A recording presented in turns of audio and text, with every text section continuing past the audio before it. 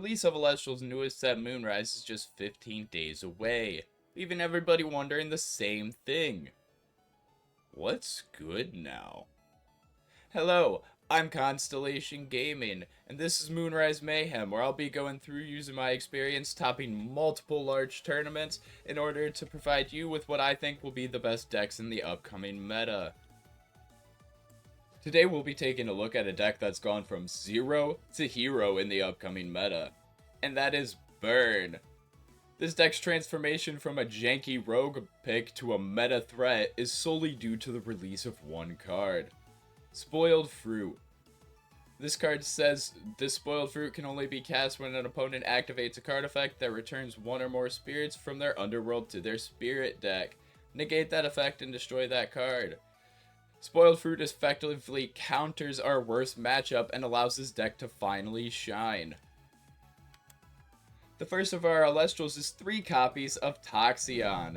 With its ability to burn for 1 when it enters the battlefield, Toxion will always count as a 2-for-1 on spirits due to the fact that your opponent will also have to pay 1 to deal with the Toxion. For that same reason, we're also playing 3 copies of Toxiswarm, because it's Toxion, but for wind!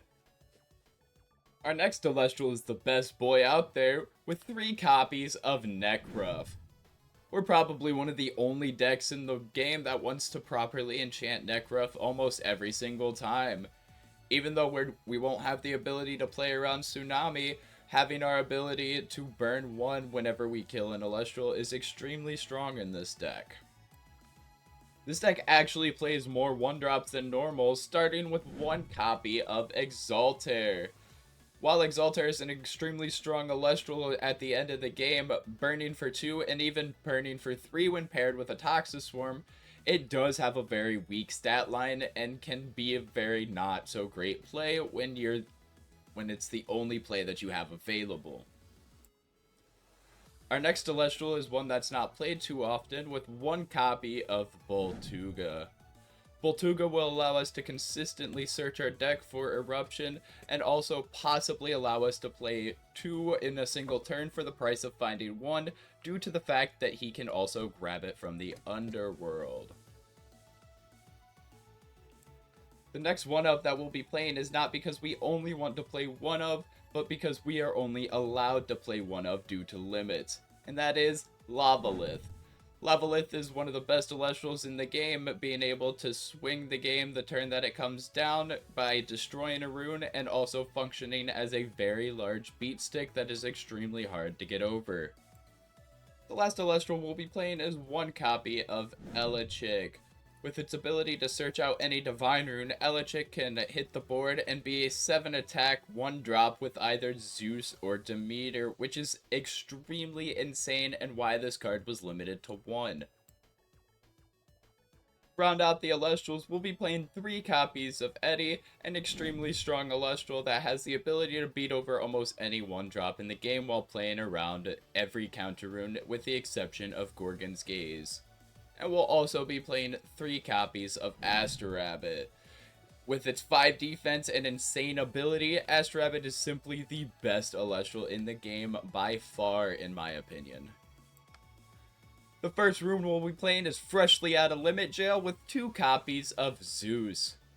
Playing Zeus allows us to ensure that we're able to win combat and keep our opponents on the back foot.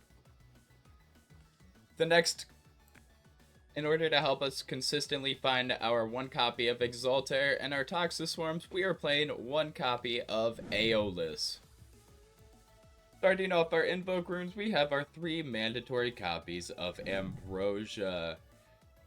Now, even though we don't want our opponents healing, Ambrosia is still extremely broken due to the fact that healing in this game makes it so you can continue to actually play the game, so we always run 3 of them.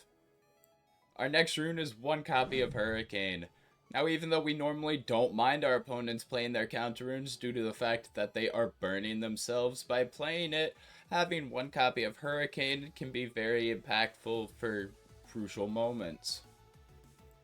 Our last Invoke rune, and also dueling as our last burn card, is 2 copies of Eruption.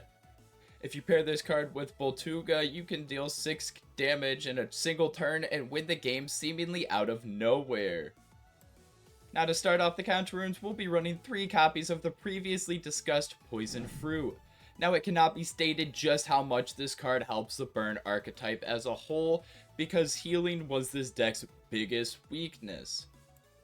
The rest of our counter runes are pretty typical, starting with 3 copies of Gorgon's Gaze. This rune's ability to say no to anything that an Celestial can do is just unprecedented, and that's why we play 3 of them.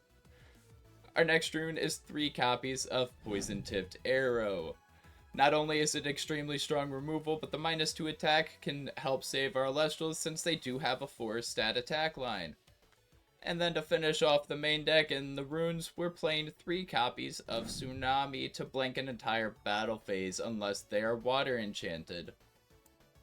For our spirits, we'll be running 2 Taratlus, 3 Leviathan, 5 Vipyro, 5 Zaptor, and 5 Lycaris. What do you think of this deck? Would you play Burn? Let me know in the comments below, and don't forget to like the video and subscribe as I do put out content like this daily. Peace.